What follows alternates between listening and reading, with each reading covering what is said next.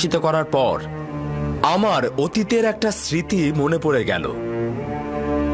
যখন জনাব পুতিফারের রাজমহলে ছিলাম, বানু জুলেখার খাস খেদমতগার কারিমামা আমার অতীত ইতিহাস আমাকে মনে করিয়ে দিয়ে বারংবার আমাকে সম্মান জানাতো। বলতো একজন মরুচারী ও ভেড়ার রাখাল।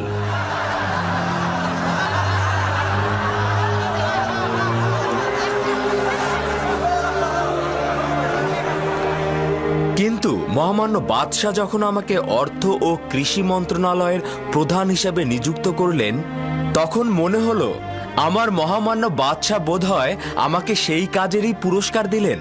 তিনি হয়তো ভেবেছেন মরুচারী ও ভেড়ার রাখালি এই কাজের জন্য উপযুক্ত।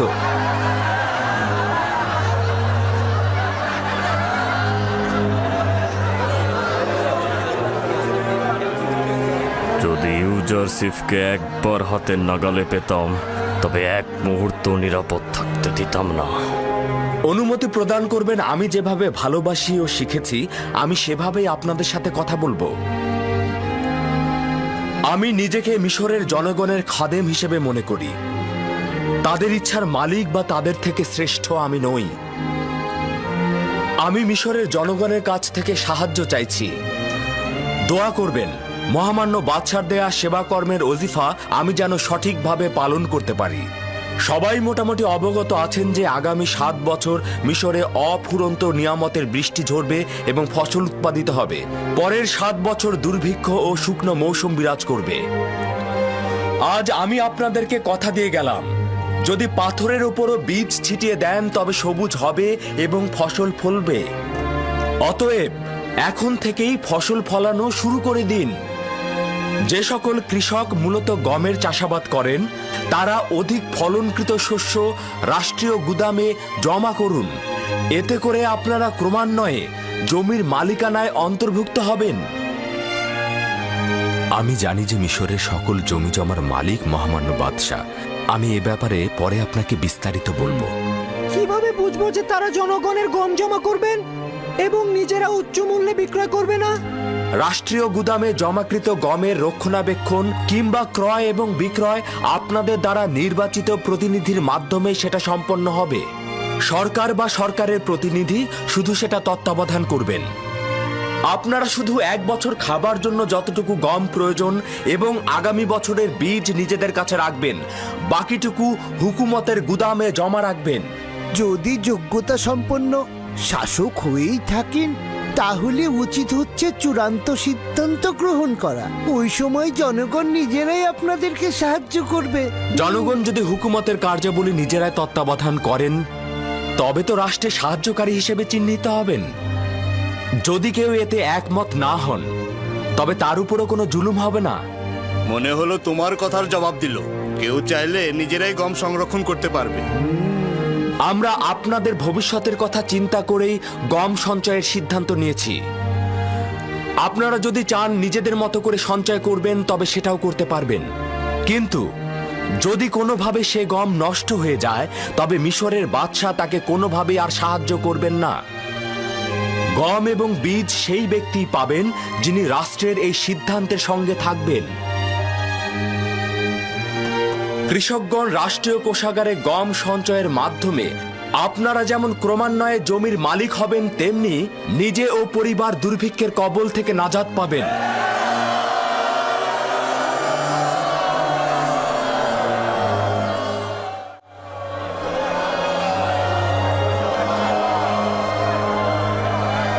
যত সব ভাউতাবাজি! জনগণ কি করে সমগ্র মিশরের গম নিয়ে আসবে, আর তেবসে কি করে আপনাদের কাছে হস্তান্তর? যাতায়াত ও বহনের সুবিধার্থে মহামান্য বাদশাহ সিদ্ধান্ত গ্রহণ করেছেন যে প্রতিটি শহরে ও এলাকায় গম সংরক্ষণের জন্য গুদাম তৈরি করা হবে, যাতে সাধারণ জনগণের কোনো কষ্ট না হয়। সে কি তোমার কথা শুনেছে? দুর্ভিক্ষের বিরুদ্ধে সংগ্রামের জন্য মহামান্য বাদশাহ আপ্রাণ চেষ্টা করে যাচ্ছে। আশা করছি আপনারাও এই সংগ্রামে অংশীদার হবেন।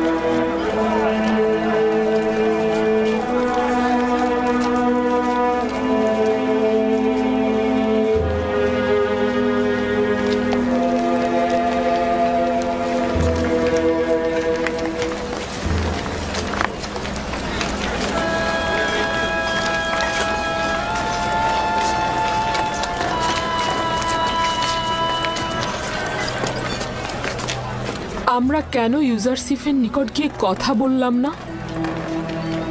কথা বলার সুযোগ পেতেন না।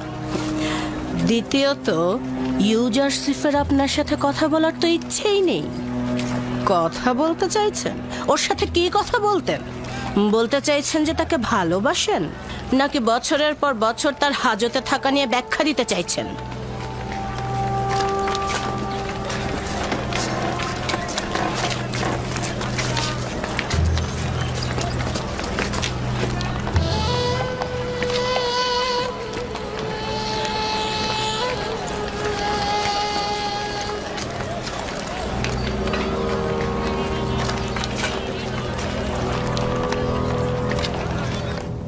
ইউজারশিপ জানে না যে সকল মানুষই আমেনহোতেবের জমিগুলোতে কৃষি কাজ করে।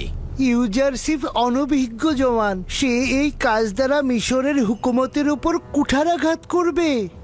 কয়েকশো বছর যাওয়ার পর মিশরের বাদশার হুকুমত জনগণের উপর দুর্বল হয়ে পড়বে, কোনো পৃষ্ঠপোষকতাই থাকবে না। অথচ আমন মন্দিরের সকল ধন সম্পদ ও কৃষি জমি জমা তখনও নিজের জায়গায় থাকবে।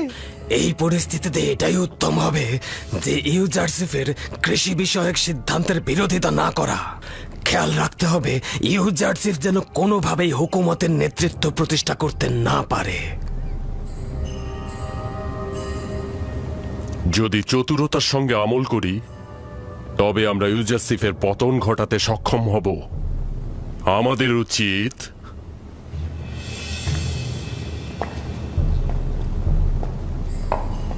আমেনহোতেবের রাজমহলের দুইজন ক্ষমতাধরের সাহায্য নেওয়া। কারা আলী জনাব? হোরেন হোপ রাজমহলের নিরাপত্তা প্রধান, এবং দ্বিতীয়টি বানুতি আমেনহোতেবের মাতা। ভাবছেন সাহায্য করবে? আমাদের কৌশলের উপর তা নির্ভর করবে। যদি হোরেন হোব ও বানুতি আমাদের সাহায্য করে তবে ইউজারসিফের পরাজয় একদম নিশ্চিত। হ্যাঁ,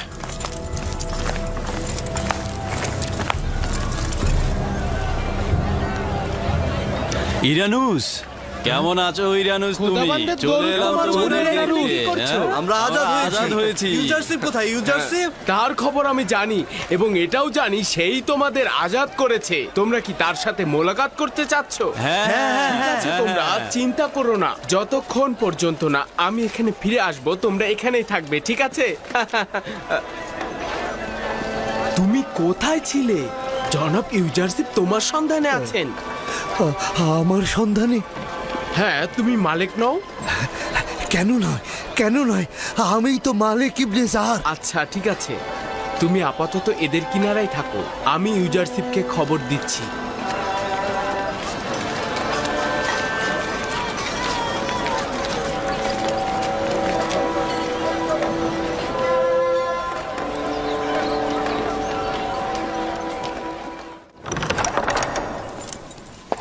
আলী জনাব, অনুমতি চাইছি। কি হয়েছে ইরানুস, বলো। জাভিরা কারাগারের হাজতিগণ মোলাকাতের অনুমতি